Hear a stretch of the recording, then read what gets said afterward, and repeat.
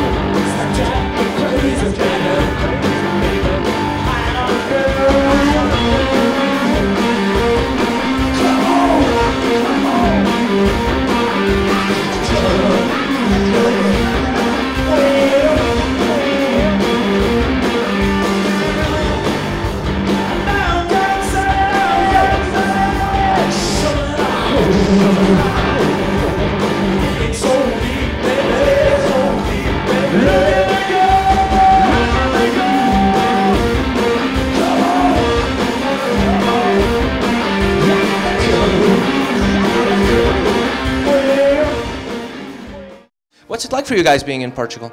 It's nice. Portugal's, I think, a beautiful country. Yesterday we had a great show in Porto, and yeah, I'm happy to.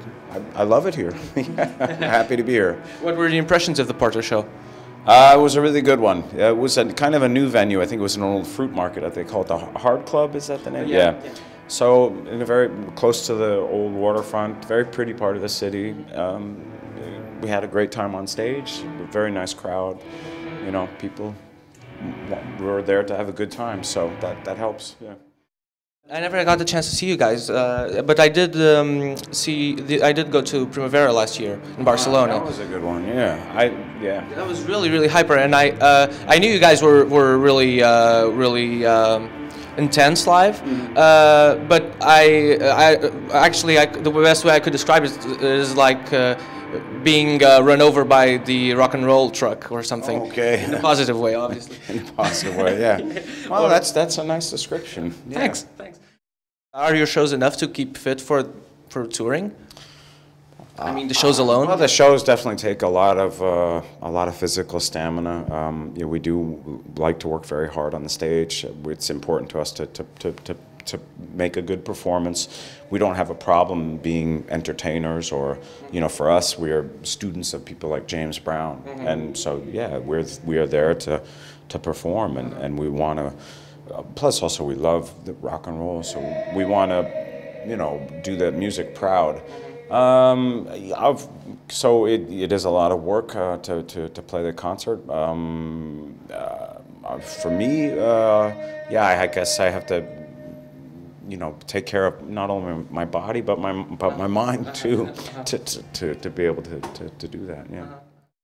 I remember Judah playing with Sean Marshall for Cat Power. Judah still plays with Cat Power, yeah. And Russell has his own stuff. What were you doing in the meantime? Well, in the past few years, I've made 3 albums with a band called Heavy Trash, and Heavy Trash has played many times in Portugal. Your last album of original material was Damage in 2004. What have you guys been doing in the meantime? 2 years ago we reissued the. Come on, it's okay. 2 years ago we reissued the back catalog, and we began playing live again, and we enjoyed it. We were having a good time touring, so we kept touring. We kept playing live, and we made. Last October, we started work on a new record, a studio album. That's done, and it should be out in July. Oh, yeah. Awesome. Yeah. Does it have a name yet? Not yet. I'm trying to find just the right name, but maybe Rock and Roll Truck. We're ready to run over by the rock and roll truck. Yeah. Rock and roll. What's called like the? That. Yeah, absolutely. Yeah, okay. Absolutely. All right. Well, you heard it here. Absolutely for free. It's an honor. Oh, thank you. Right here, let's shake on the camera. Come on. With the new material, is there any direction you're going that's different? Yeah, than we'll play a whole bunch of the songs tonight. I think that it's hard. I think that the process of doing the reissues and kind of re-examining the whole history of the band that in some way influenced this new record. You've always had fun videos, and with the close relationship in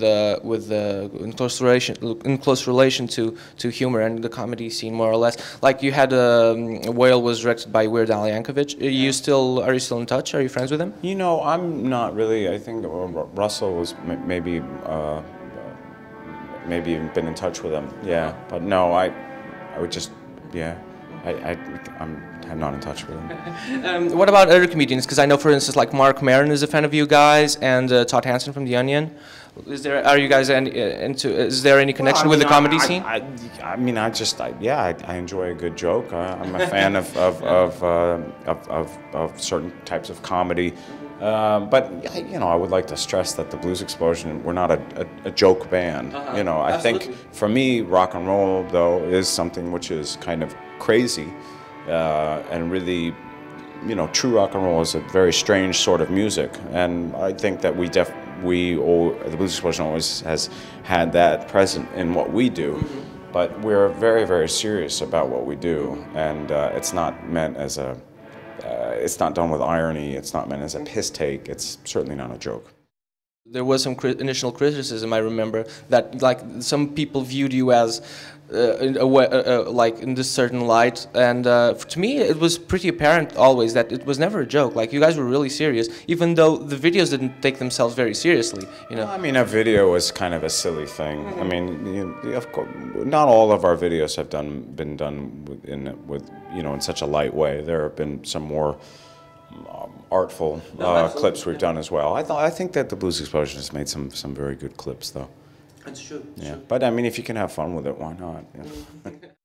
In 2005, I believe, you did the theme for No Reservations of Anthony Bourdain. Yeah. It's a very popular show here in Portugal. Oh, really? Okay. I believe worldwide. It's like a monumental hit. But how did that come about? Do you guys know him? No, he asked us, and so we went out to dinner with him, and that has to be good. Yeah, it was good. We went to eat at Les Halles, which was where he was the chef for some time. I had read his book Kitchen Confidential, so I was a little bit familiar with who he was, you know, and what he was all about. So he asked us to do the theme. We went and hung out with him for dinner, and then we did the song. Was it quick because it's like a tiny 30-second? I think usually if we're commissioned to write a piece of music for a specific usage in, for instance, a television program or a film, generally I like to create a song, and you know, so yeah, it's a bit longer than what's used on the program. This is John Spencer from the Blues Explosion, and this is Carousel C.